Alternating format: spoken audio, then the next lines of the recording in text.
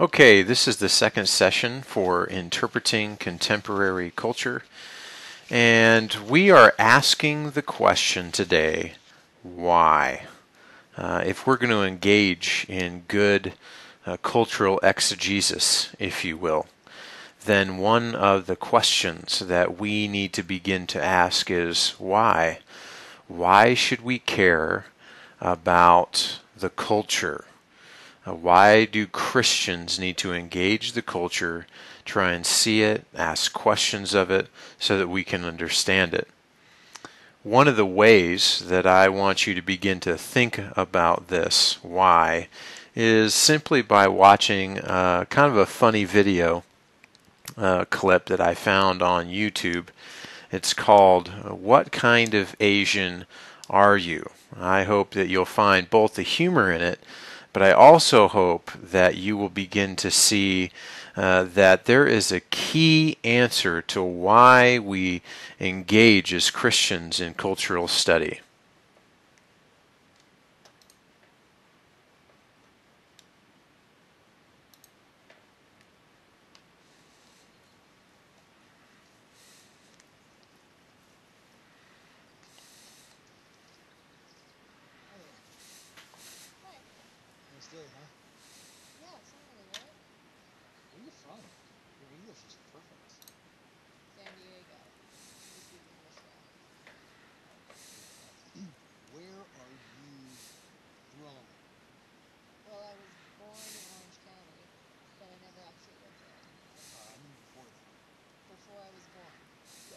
Where are your people from? Well, my great-grandma was from Seoul. Korean. I knew it. I was like, she's either Japanese or Korean. But I was leaning more towards Korean. Amazing. I'm Shafuna. There's a really good teriyaki barbecue place in my apartment. I actually really like kimchi. Cool. What about you? Where are you from? San Francisco. But where are you from? Oh, Really? You're Native American? no, just regular. Oh, well, I guess my grandparents are from England. Oh, well. Hello, Ganda! What's all this then? Top of the moment to you. Yes, Marty! Double, toil trouble! Montague! Beware Jack the Ripper! Bloody hell! Hip hip! Cheerio! I think your people's fish and chips are amazing. Really? Really? Must be a crane thing.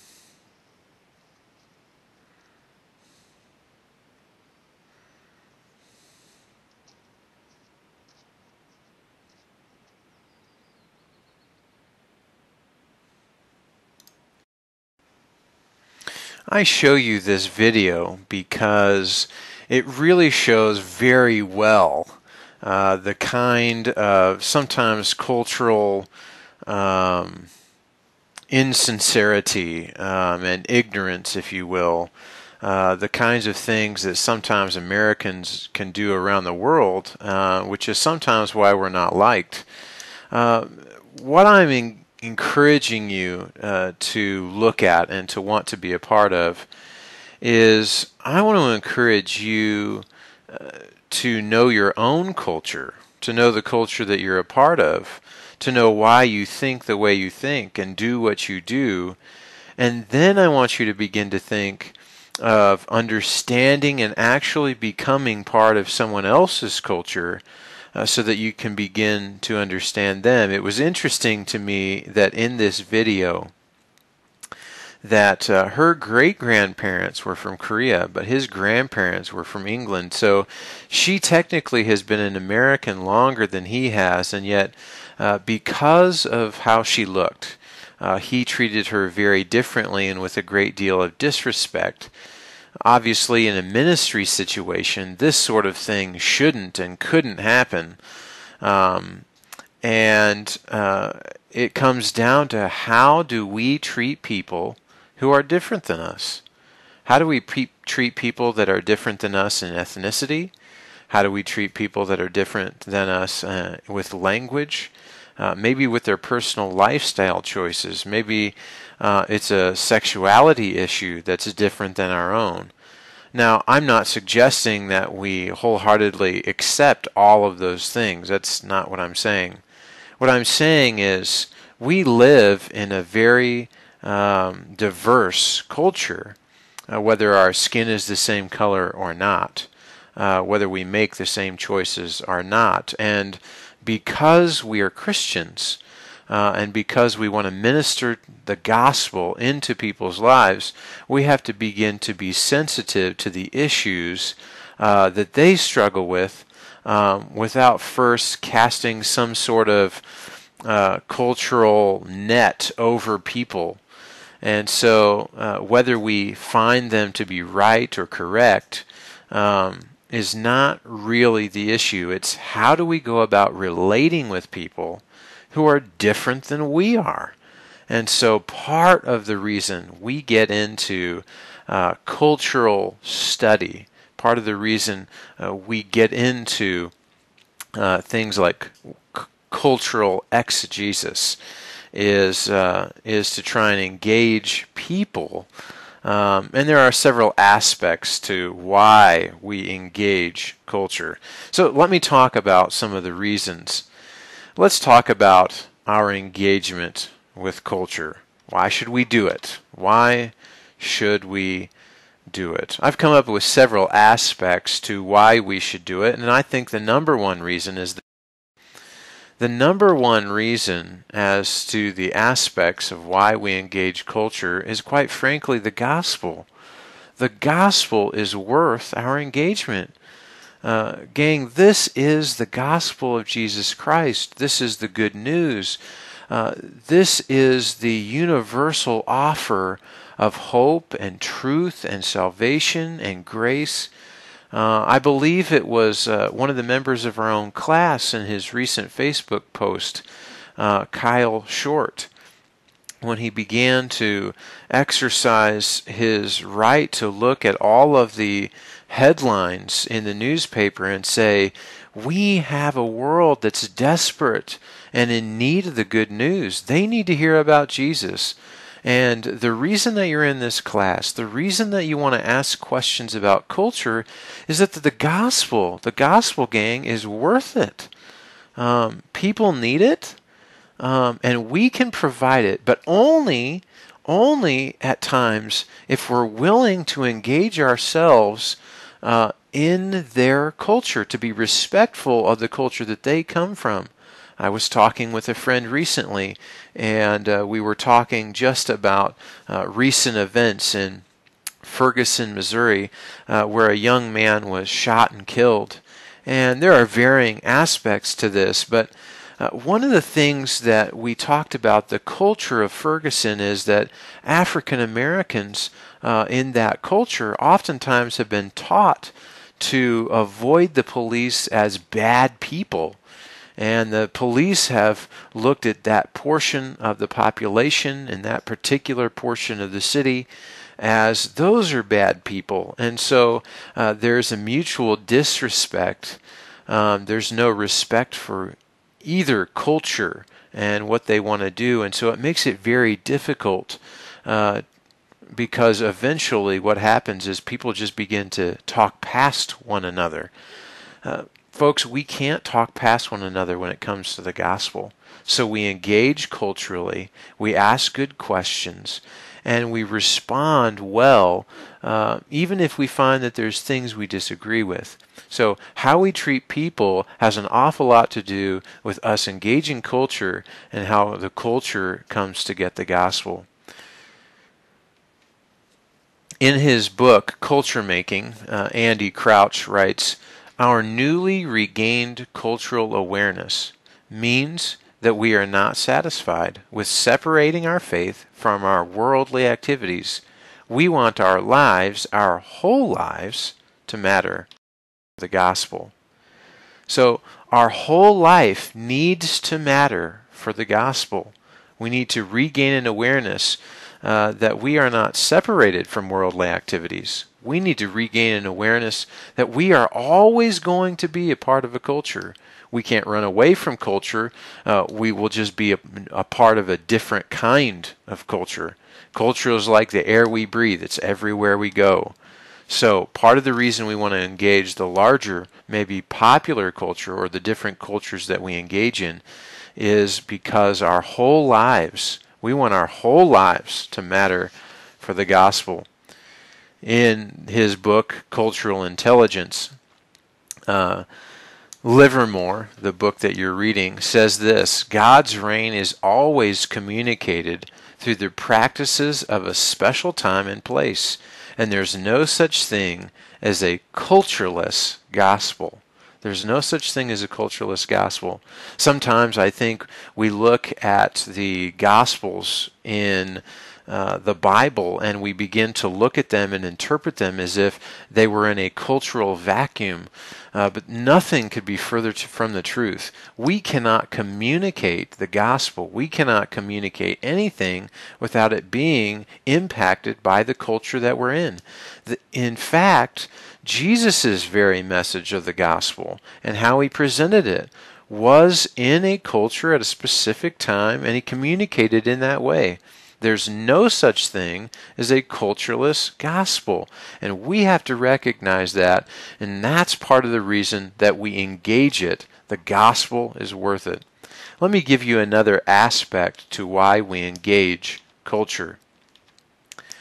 It's our love mandate. Our mandate to love demands that we engage our culture.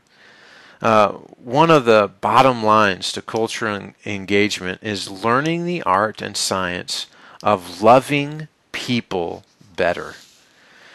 One of the things that struck me in Livermore's book is he writes in the introduction, the goal of cultural intelligence in and of itself is not the goal. Instead, cultural intelligence is the pathway for moving us along in the journey from the desire to love the other to the ability to express that love in ways that are meaningful and respectful. So what he is saying in essence is we may as Christians have this deep desire to want to go and love the other. But until we raise what Livermore is calling our cultural quotient, we won't have the ability to move alongside of the other and love them. So it is the difference, it is the dichotomy, if you will, between saying I have a desire and I have an ability. And so we engage aspects of culture. We ask questions of it because we want to begin to learn the science and the art of loving people better.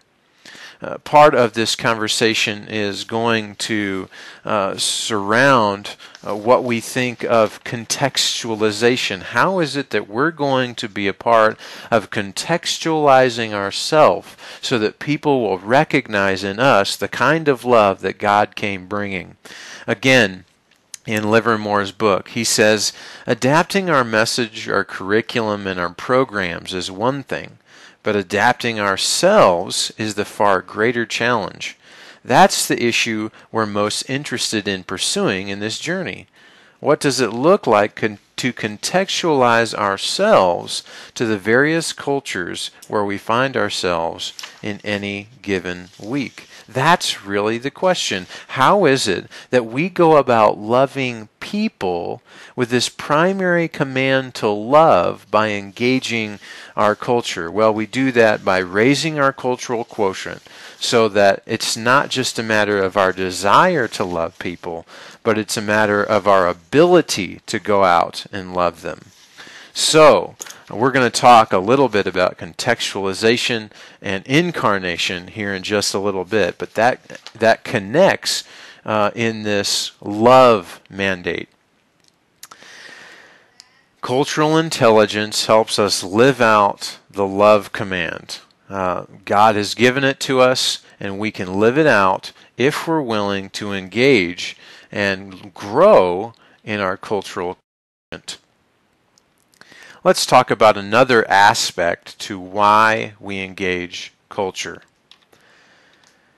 It shapes our identity. Our identity, and in fact the identity of everybody else around us, is at least partially shaped by our culture. In psychology, there's an ongoing debate. Is it nature or is it nurture? Is it culture or care, I might say?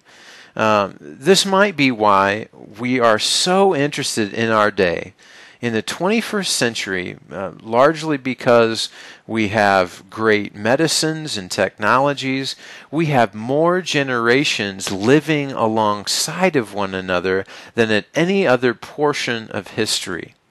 So we have generational studies, and they can be so helpful because generational studies tell us what different generations produce, as well as the types of thinking they do about the world, what they're making of the world, what they choose to make of the world, what they think of the world that they're in, and how they go about expressing that. And all of that is cultural language, and so we engage cultural study because in part it shapes who we are. Our culture does shape us a little bit. We would hope that it doesn't shape us so much that we become pagan and turn our backs on Jesus. But we would be ignorant to think that the culture doesn't shape us. We just want to be shaped by it from this point forward in a Christ-like way. And so we engage culture because we recognize something about our past, and our background is shaped by the very culture that we want to help change or shape or mold ourselves. Livermore, again, in his book, says we need to develop an honest understanding of how my or our cultural backgrounds truly shape who we are, as well as an understanding of ways others might think it shapes us.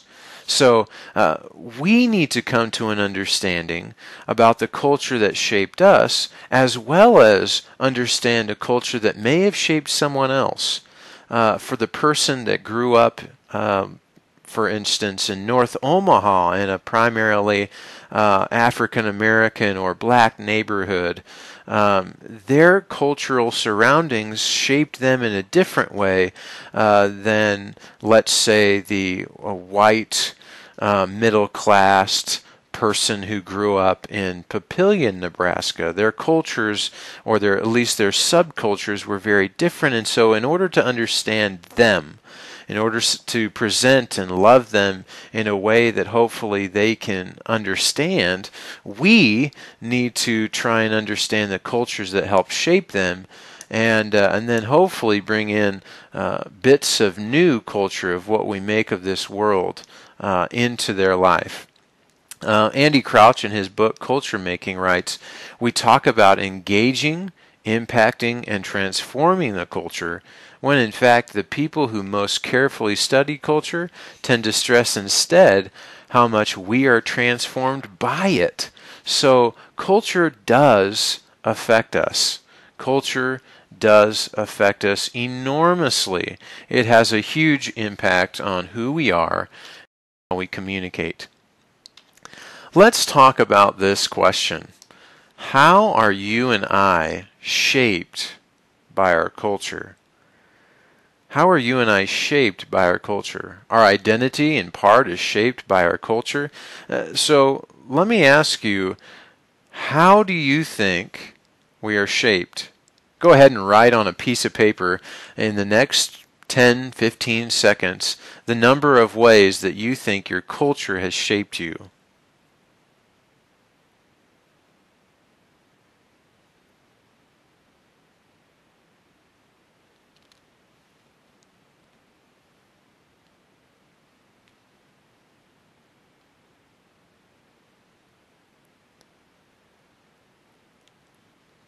I hope that you've gone about looking at how your culture may have shaped you. But let me just give you a short list of some areas in which culture can and often does shape us, some aspects of culture. the music that we listen to, the movies that we watch, the clothes that we wear, the language that we speak, the sports that we watch, the organizations that we're a part of. Think about just one organization that in many ways has shaped who we are and who we're becoming. Starbucks. Think about how much Starbucks has changed culture. I mean, it has changed where we go to eat, where we go to communicate, where we go to study. We pay not for overpriced coffee, but for an experience, and Starbucks tapped into that. We have all sorts of Starbucks lookalikes and businesses that want to be like them. Yet this simple business has touched so many that culturally we are different because of it. Other things could be easily education. Some of the American culture is all about education. We have easy access to it, whereas in other cultures around the world, education is either not important or it's extremely expensive, and so not everyone has the opportunity to be shaped by education, and so that's unique to our culture. We're shaped by the media. There's a reason that if you go around the world, oftentimes the media is not free media at all. The media is controlled heavily, subsidized heavily as well by the government. The government wants to control the messages that the people hear, and so they take control of the media operations. The media shapes who we are, as well as the technology. We're different now than we were 50 years ago because of the technology that we have available to us. And we're different as people. We think differently about the world in which we live because of the technology we have available to us. The world is no longer shut down to me, but is very open to me. I have opportunities to talk to people in other portions of the world that otherwise I would never have the opportunity to do. So technology is shaping us and who we are. So culture shapes us in extraordinary ways. But there are some demands that culture makes of us. What are the demands? What are the aspects? What are these things, the reasons why we study culture? That of the gospel, that of love, that of the culture shaping us. What do those things, as we are Christian looking at all of this, what do they demand of us? And there's some things that we need to think about. First of all, it demands that we be incarnational. Incarnational. We recognize the incarnation word because of Jesus, right? We recognize what he came doing. It's interesting.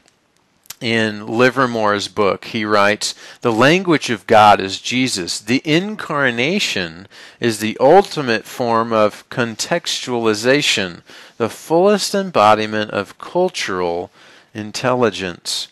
If we are going to be a part of engaging our culture and understanding our culture, we have to be somewhat incarnational. We may have to make ourselves, in essence, something else. If you'll stay with me for a moment, you'll understand what I'm saying. Jesus came from heaven to earth, and he became a man. So the question is, what do we have to become?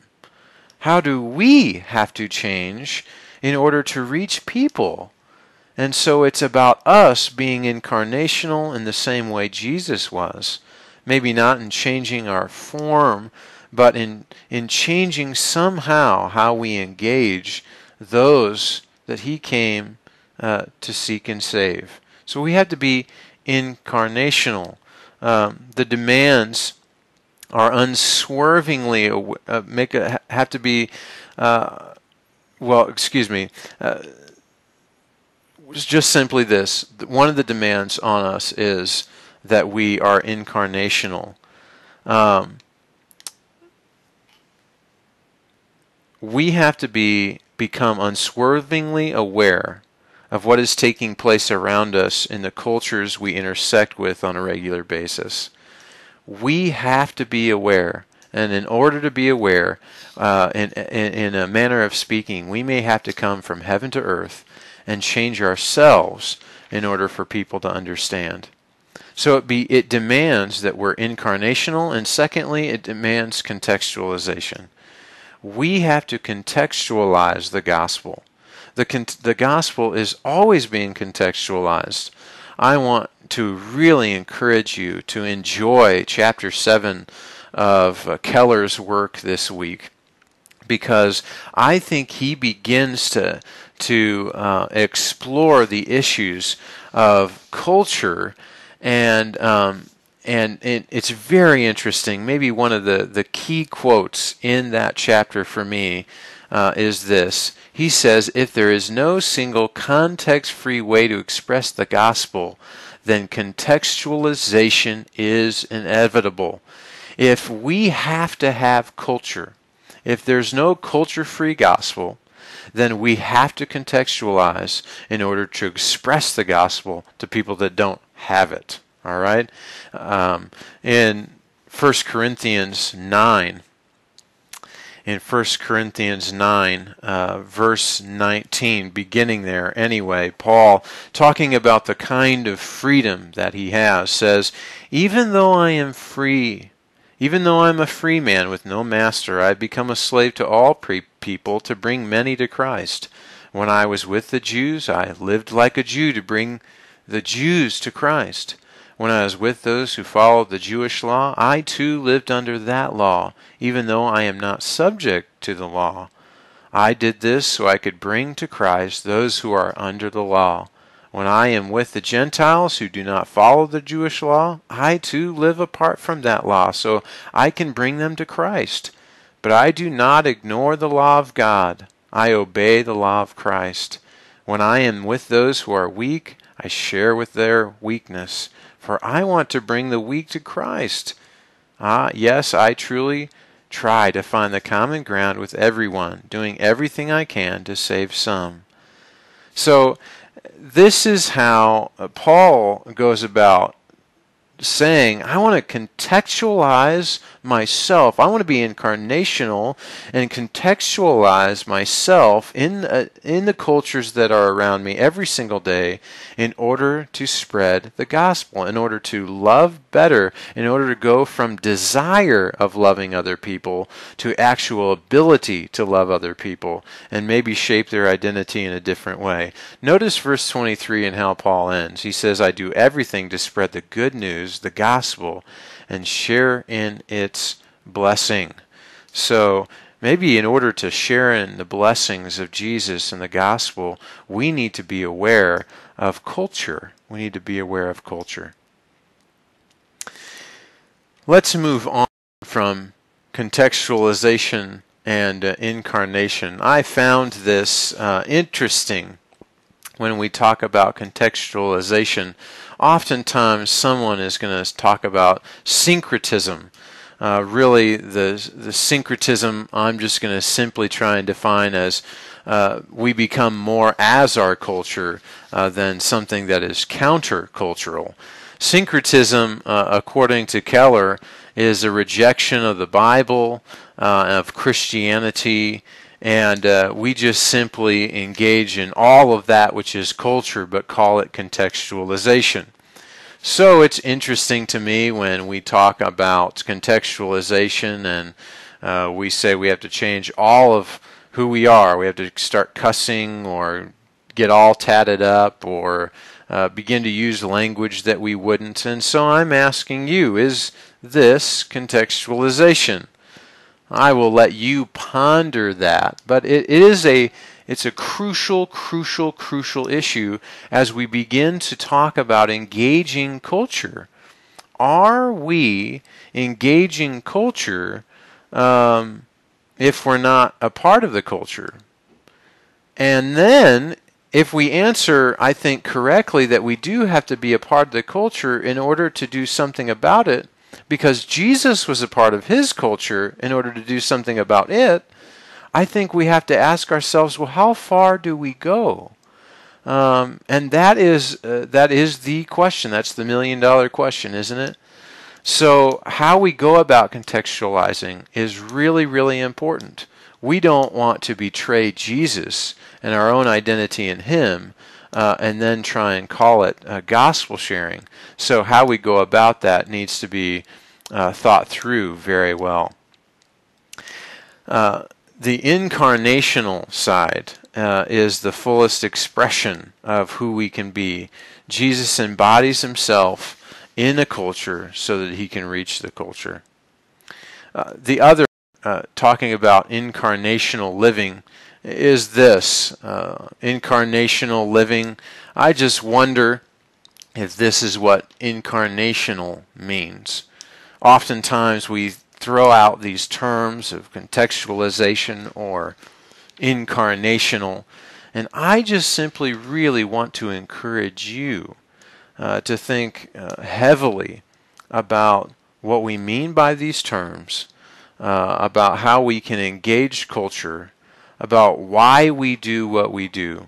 Livermore says adapting our message, our curriculum, and our programs is one thing. I think I even read this earlier, but adapting ourselves is the far greater challenge. What does it look like to contextualize ourselves to the various cultures where we find ourselves in any given week? So perhaps this week you can ponder, why is it that we do cultural studies? And then further, you can begin to ponder, what does it look like for me? What does it look like for Mike Cahill? What does it look like for Jordan Reese? What does it look like for Maggie Amos? What does it look like for Monty Crane? What does it look like for Kyle Short to contextualize yourself into the various cultures that you find yourselves in any given week? So I send you out. I hope that you understand why you want to engage culture. It's because there is no such thing as a culturalist gospel.